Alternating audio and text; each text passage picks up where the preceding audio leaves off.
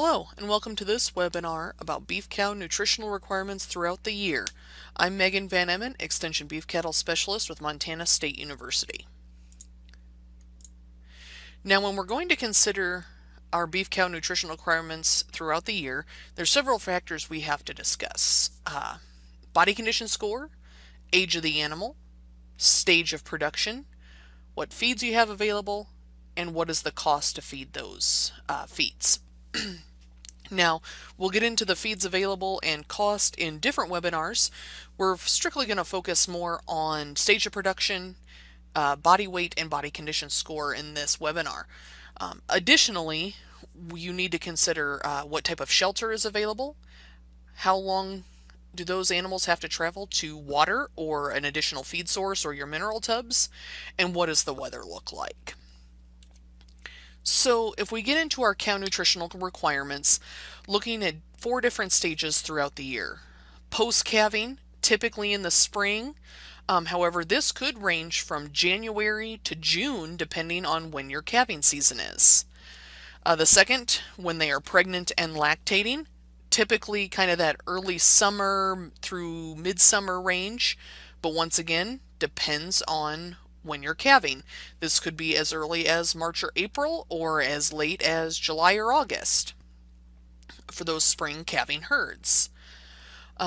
Mid-gestation, where that is typically during the fall season, and then pre-calving, kind of usually during the winter months. So their requirements change based on what type of production parameters we are putting on them, but also depend on what season we're going to be calving out or breeding for those beef cows. So we'll look specifically at energy or TDN, protein, calcium, phosphorus, and vitamin A. Now, one thing to keep in mind is your post-calving requirements are typically at their highest because of that lactational demand as well as uterine involution as she's preparing to rebreed. So that 6 to 8 weeks immediately post-calving, those requirements are at their highest. When they're pregnant and lactating, typically moderate to high requirements, and this is mainly due to the lactational demand, but also then you're asking those cows to rebreed for you, and they're also starting to develop that fetus. Mid-gestation is considered the lowest requirements. This is because that animal has weaned a calf.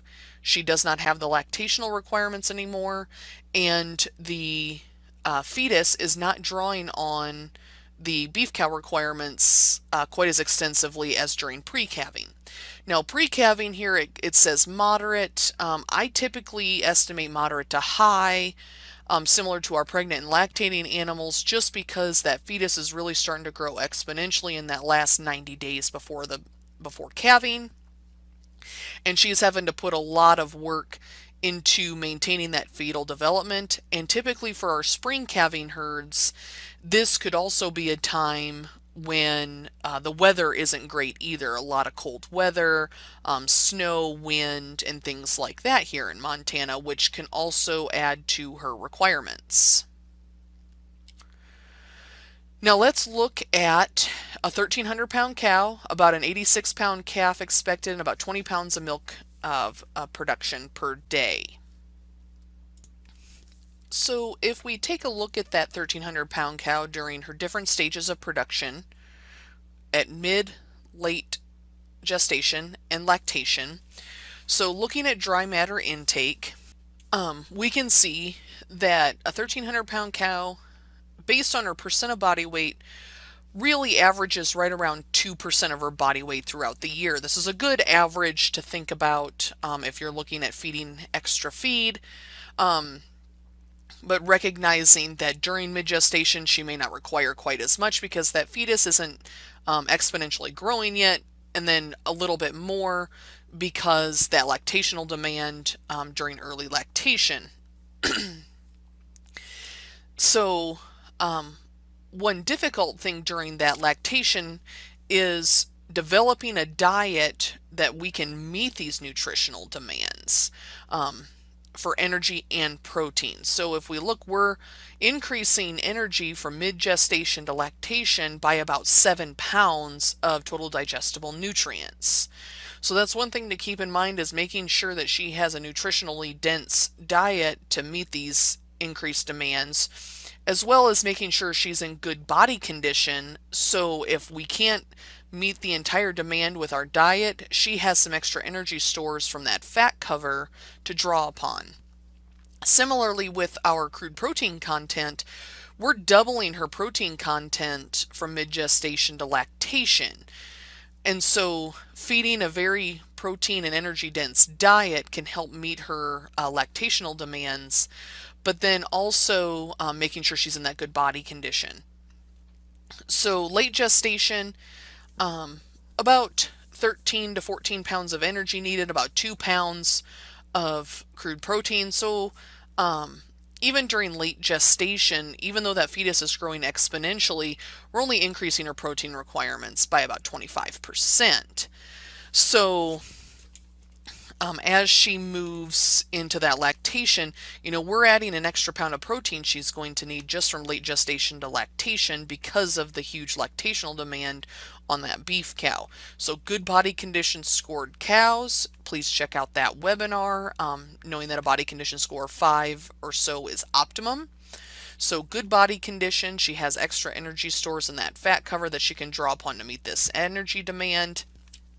But looking at how these requirements change throughout the year. So typically mid-gestation is in those fall months when our forages are mature. There's not very much crude protein available in those forages. And so starting to look at how we can meet those requirements as our forages mature and are becoming lower quality or less than 7% protein. So this is just something to keep in mind to meet these energy and protein demands. Usually late gestation is during those winter months where even if they are out grazing, if we have any snow cover, they may not be able to consume everything they need from those pastures, and so additional supplements should be fed. And that could be in several forms, whether that is additional feedstuffs such as wheat midds or good quality hay.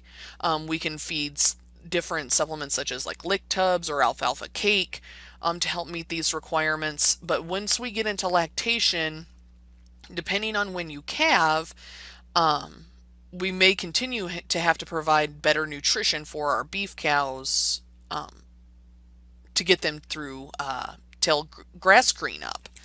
If you're calving in May and June, that's a good timing with our forages that it will be actively growing. They'll be nice, lush, and green, and can help provide that nutrition and reduce the increased additional feeds we would have to have on hand.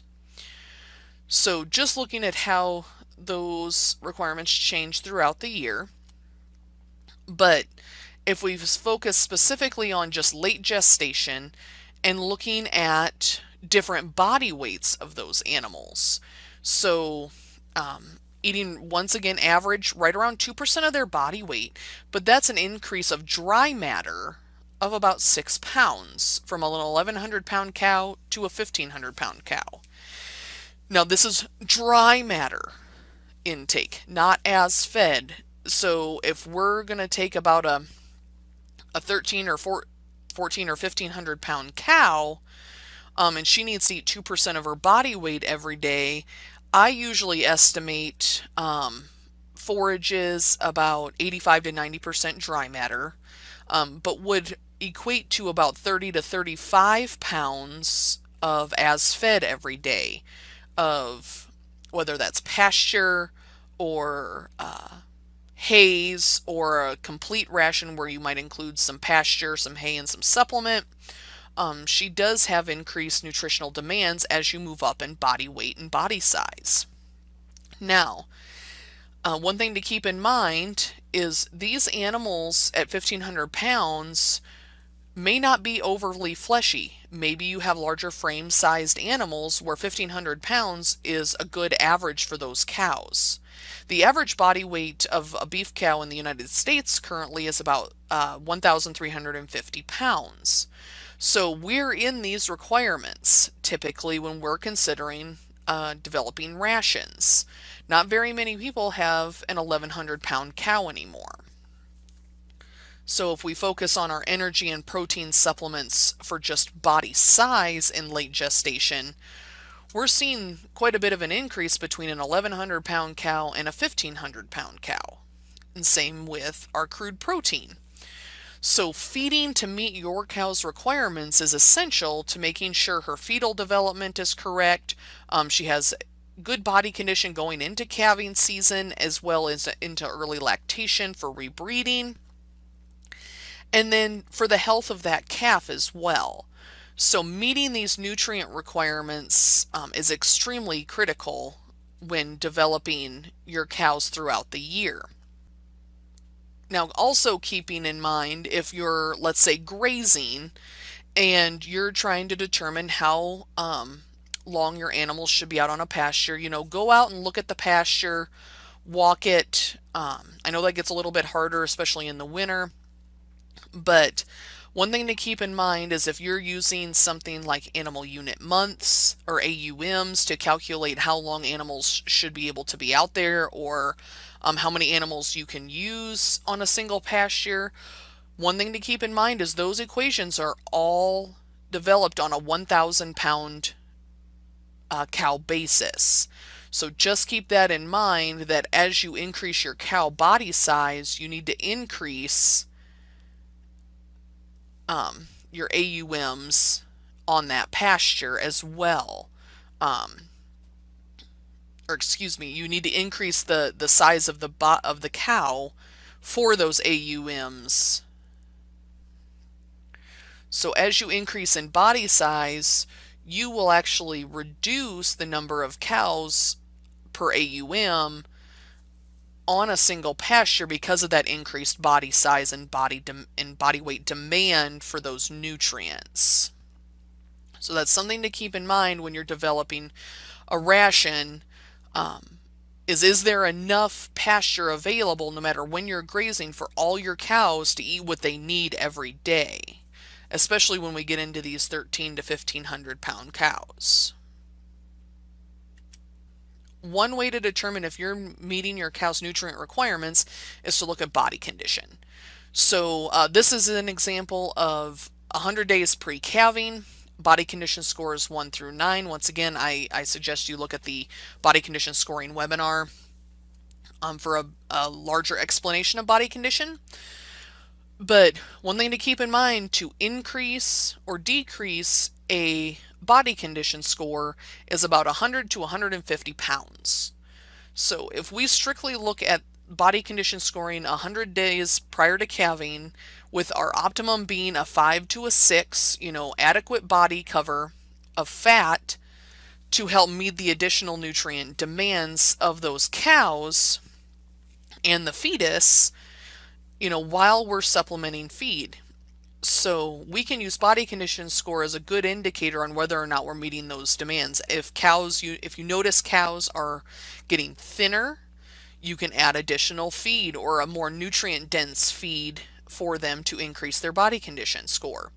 If you notice your cows are staying about the same, in this 5 to a 6 range, you're meeting those requirements. Those cows are going to look good. They're going to have extra fat cover come calving time, and you're going to be able to help them meet those nutrient demands.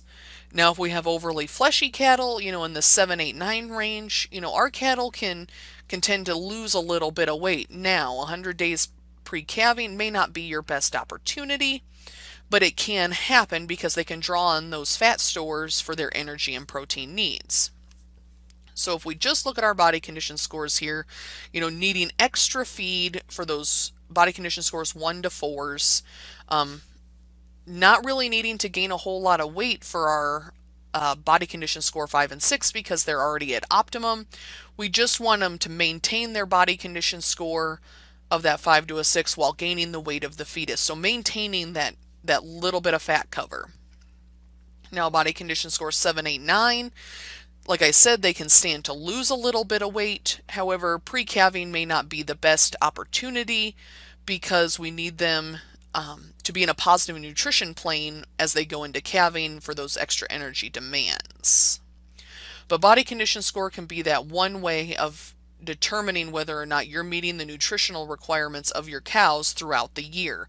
Now, body condition scores can fluctuate depending on the season, but once you notice cows start to become a little bit thinner, you may want to start looking at either moving pastures to a fresh pasture or providing extra feed. And those 7, 8, 9s, they can stand to maybe not get quite as many groceries and have the opportunity to lose a little bit of body condition, because as they get fatter, that we can cause some dystocia issues in those cows that are too fat. Now, one thing we don't always consider is water. Water is extremely important in our beef herds. Water drives dry matter intake. So if cows aren't on a fresh, clean water source, or they don't have ample water to consume, dry matter intake is going to decrease. So those cows are going to start putting more demand on their body condition to meet their extra requirements in late calving, or excuse me, late gestation or early lactation. And therefore dropping body condition, which means you may need to provide extra feed. But if they aren't able to continue drinking, they aren't going to meet those dry matter needs.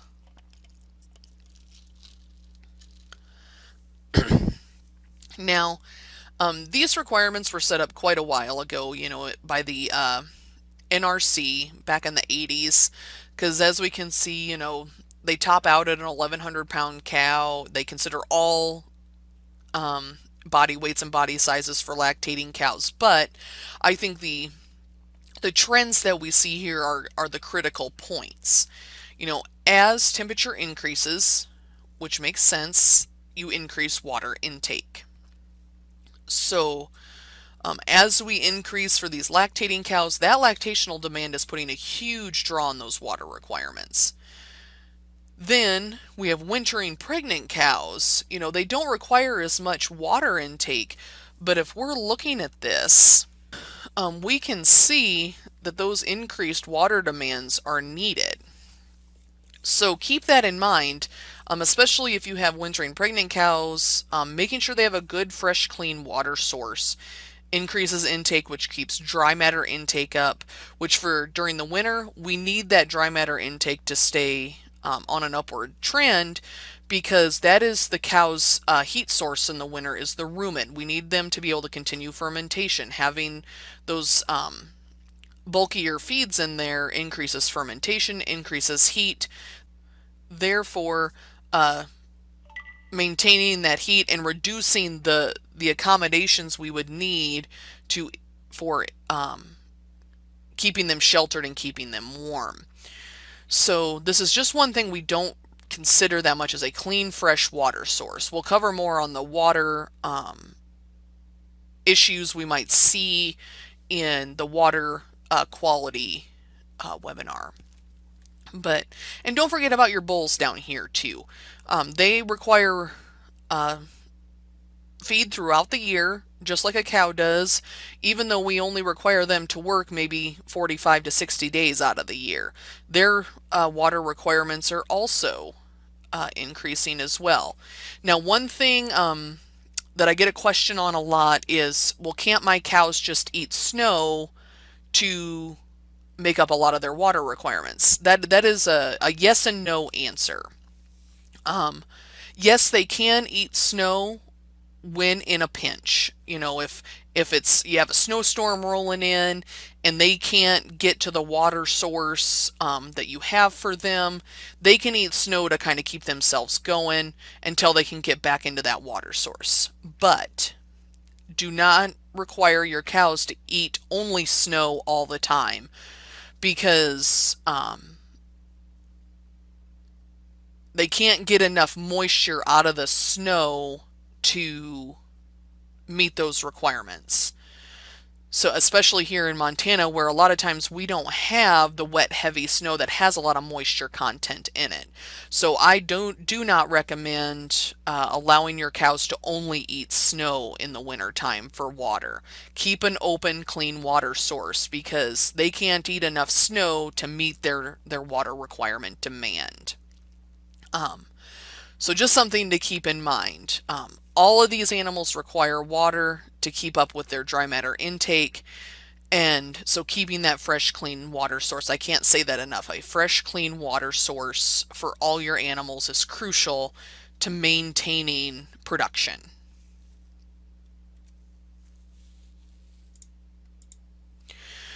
Now, we won't talk a lot about it, but we'll just get into a little bit here about environmental adjustments. Now, this is a little hard to justify in Montana because we get much colder than minus 10 degrees Fahrenheit, and it can vary from minus 10 to 30 degrees in a day.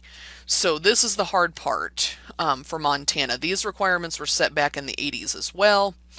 And we also get a lot stronger winds than 10 miles an hour here in Montana.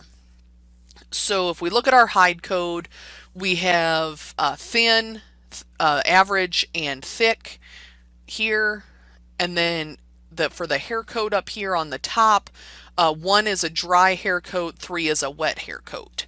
So a lot of times in the winter for Montana, we don't worry too much about the 3s for the hair coat dampness because we don't see a lot of that wet, heavy snow, and our cows don't experience that quite a bit. But what we do experience, I usually just look at a 2. It's the average hide thickness, so a 1 would be like a Holstein. Hereford would be a 3.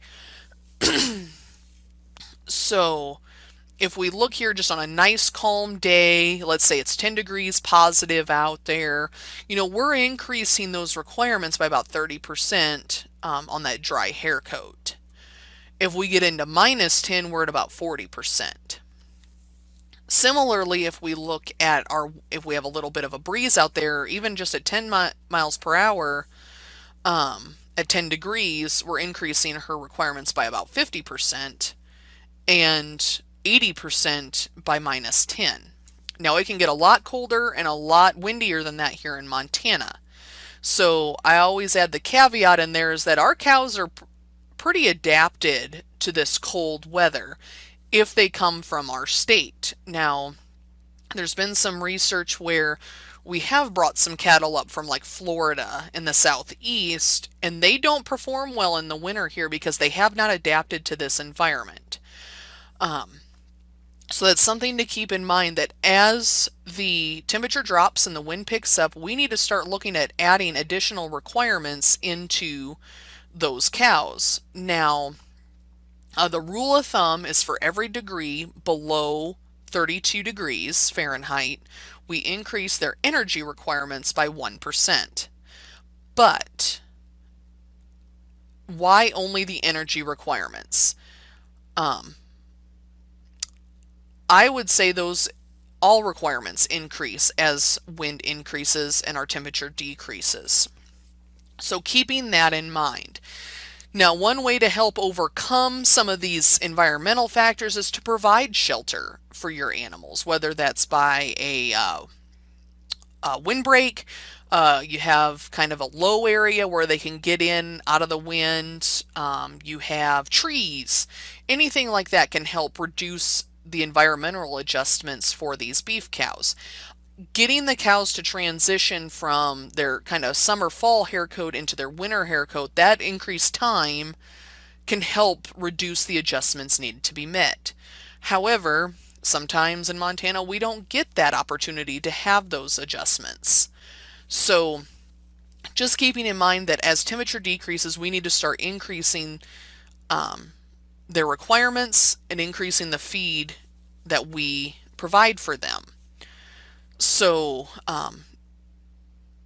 that can be done. Like I said, the rumen is the heat source, so you don't need to provide a highly fermentable feed, but maybe a medium to lower quality grass hay that will sit in the rumen longer and digest longer can help keep that fermentation going and increasing the heat produced from the rumen. We get into those higher quality feeds such as like alfalfa, which is highly fermentable, rapidly digested, which doesn't allow a prolonged heat source. So, I mean, this is an opportunity where you can mix a higher quality hay with a lower quality hay and create an optimum blend to help reduce the environmental adjustments needed. Another thing to consider too is the additional feedstuffs you could provide, such as like a wheat midds, which is a good fiber, energy, and protein source, versus something like a corn, which is a high energy source, low protein, but very rapidly digested, so it doesn't provide that heat source in the rumen. So just some things to keep in mind. Don't ever underestimate the power of a good quality hay to help overcome some of these environmental adjustments and to meet those nutrient needs. Because if we think back to our high, moderate, high, low nutrient requirements and things like that throughout the year, during mid-gestation, our beef cows only require about a 7 to 8% protein ration to meet her requirements. During post-calving, when requirements are at their highest, we're talking in that 10 to 12% protein quality diet range. So, our beef cows don't require a huge amount of protein compared to, let's say, like a dairy animal would during post-calving. So this is an opportunity when we're thinking about our requirements. Good quality hay can go a long way for our beef animals that may not meet the demands of a dairy animal, because she just doesn't have those high lactational requirements like a dairy animal would. So just some things to keep in mind as you're thinking about cow nutritional requirements throughout the year. And with that, I'm Megan Van Emmen, Extension Beef Cattle Specialist with Montana State University. Thanks and have a great day.